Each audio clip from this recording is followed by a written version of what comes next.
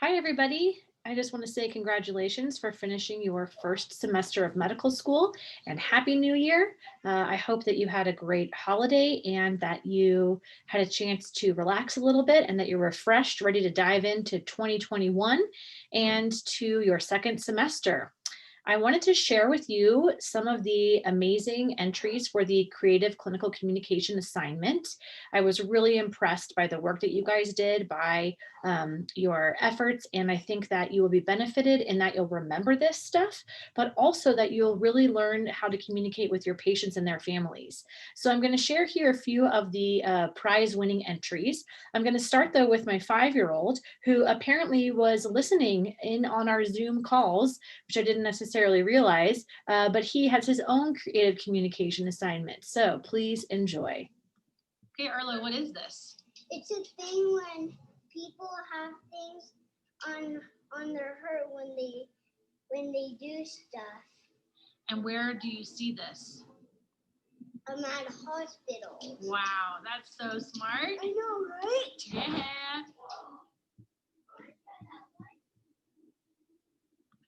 And onto the brain.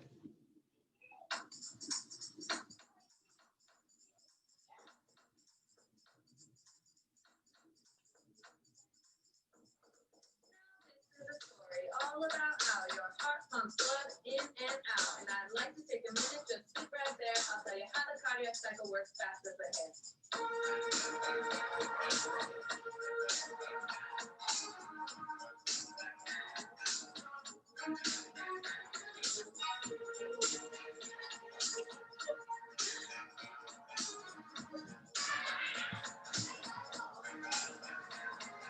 Oxygenated blood from the body flows to the right atrium, the right ventricle, onto the lung, chilling out, maxing, relaxing, all cool. The blood is gaining oxygen, releasing CO2. The left atrium receives this oxygenated blood from the pulmonary vein, then onto the left ventricle, then to the aorta, and onto the brain. Blood goes to your limbs and vital organs. I begged and pleaded with Dr. Coffee every day, but she packed up my stethoscope and sent me on my way. She talked about pressures, she talked about electrical activity. I'll break it down, so don't worry, just take it first class. It's not that bad. Blood travels high to low pressures just like in physics class. Is this what all our professors would tell us to be like? I guess they must be right. But wait, there are valves we must think about in control. The valves open and close based on pressure changes. This is how to keep the blood moving forward and backwards, just like traffic in play.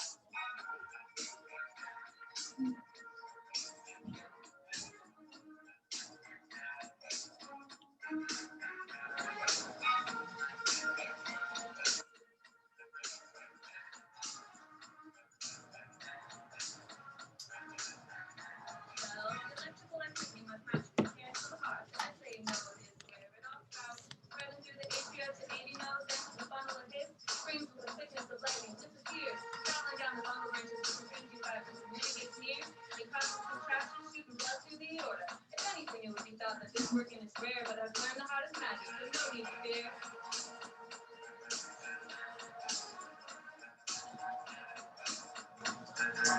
I pull up to the exam about 7 or 8, and I yelled to my doctors, "Yo, homies, let's celebrate later." Looked at our exam, we were finally there. Masters of cardiology, no one else can compare.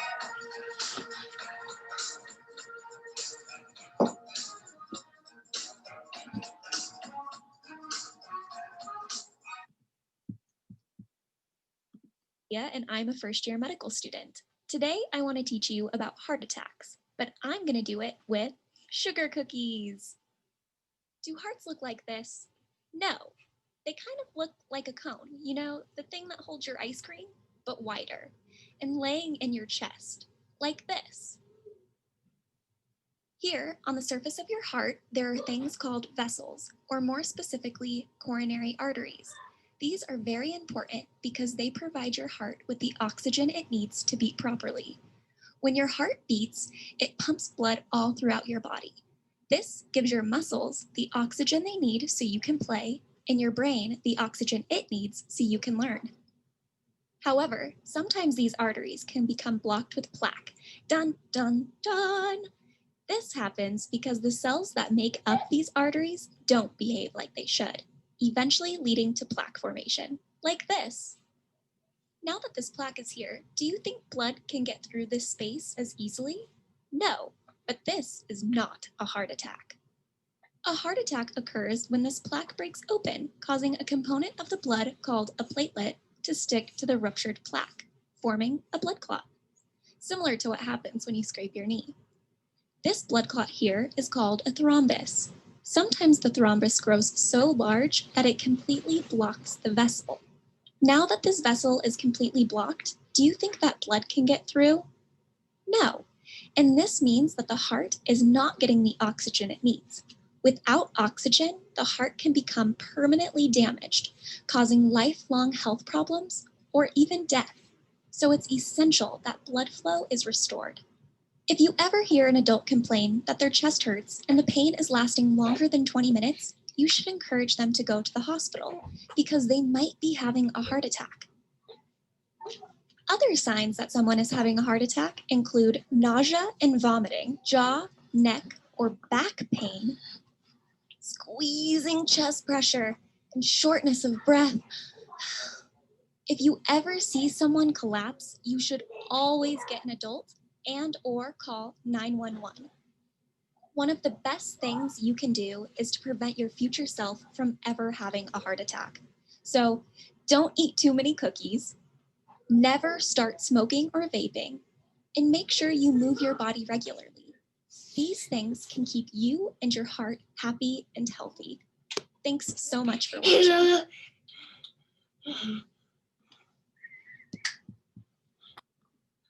Hello, class. My name is Dr. Ventricle.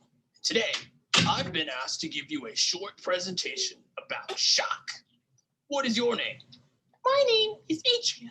I'm 10 years old and I'm excited to learn about shock. Good. Well, Atria, there's some basics we're going to have to cover first, but I want to warn you that this is going to be an electrifying presentation.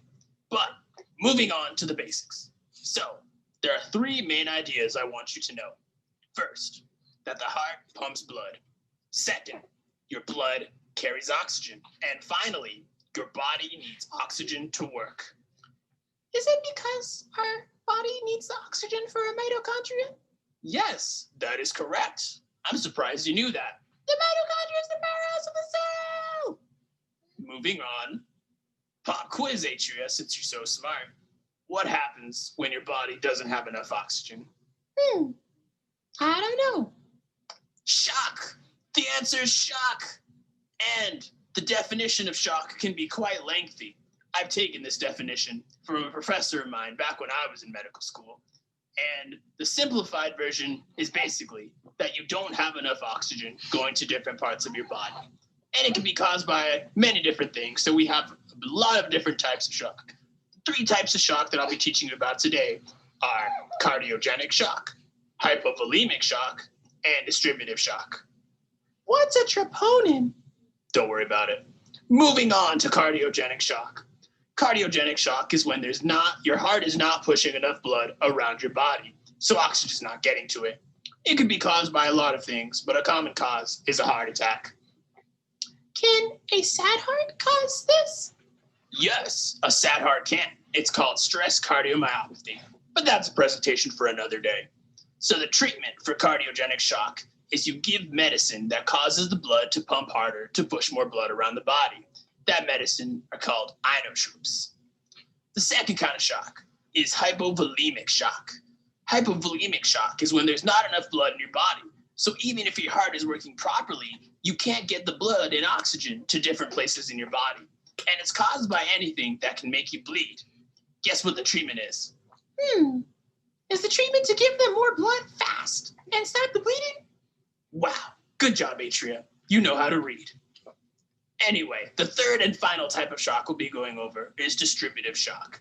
Distributive shock is when your body can't take the oxygen out of your blood, and one of the responses is that your body starts to panic, so the blood pressure starts to get really low. The kind of treatment I'll be going over today is for septic shock, which is a kind of distributive shock, and sepsis is just a fancy word for when there are a lot of bad germs in your whole body.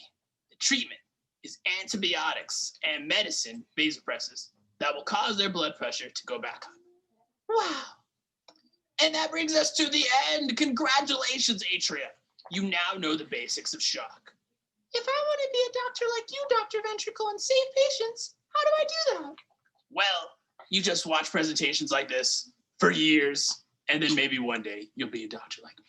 Anyway, good luck, and may the heart be with you.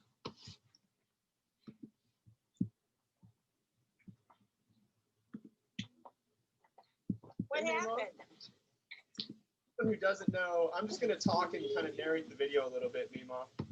Okay. So this is my Mima, Marlene Park. She's my grandma, and she is absolutely wonderful to come and watch this video and be part of what we're doing today.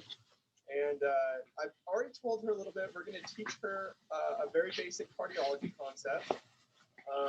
So first things first, Mima, do you know what a heart attack is? You know, I can imagine what it is, but you know, not ever having one, I don't think so. Well, that's a good thing that you never had one. What do you think it is? Well, you know, I've never. It's just a sharp. Is it like a sharp pain or something? Yeah. You know, I'm not sure. A lot of times it is a sharp pain. That's one of the symptoms of it. So a heart attack. Yeah, I know. There's sometimes, you know, when I get a little pain or something, I think, oh my, am I having a heart attack? You know. Well, that's a good thing to have that in your head. So I'm going to explain it to you real fast. Okay, And please you can, do. You can follow along with me on the whiteboard. So a heart attack. Here, I'll just draw a picture here. You see the big heart? Yeah, I can. Okay. So our heart is a big muscle, right? I guess if you say so, I'm not too familiar with it. Our heart's a big muscle that's constantly pumping blood all over our body. Okay, And- I do know that. Yeah. Yeah, and just like any other muscle, you know, whether it's your arm muscles or your heart muscle, they all need to have a blood supply that brings them oxygen and nutrients and takes away all of their waste products, right? Right. Okay. So the heart has a couple of arteries that do that. So arteries bring blood to working muscles. So it's got some over here. It's got some that kind of come down like this, some that wrap around. And then it's got this big one right here on the left side. So I'm drawing it facing you. This is actually the left side over here. Yes. Yes. And it kind of branches off in a couple little ways. So this artery right here is called the LAD, the left anterior descending coronary artery. And what happens is in most people who have a heart attack, they develop a blood clot in that artery that stops. So if you can imagine, if we had a big clot happen right here, what's going to happen? It's going to stop the flow of blood right here. What's going to happen to all of this area right here? Do you know what's going to happen?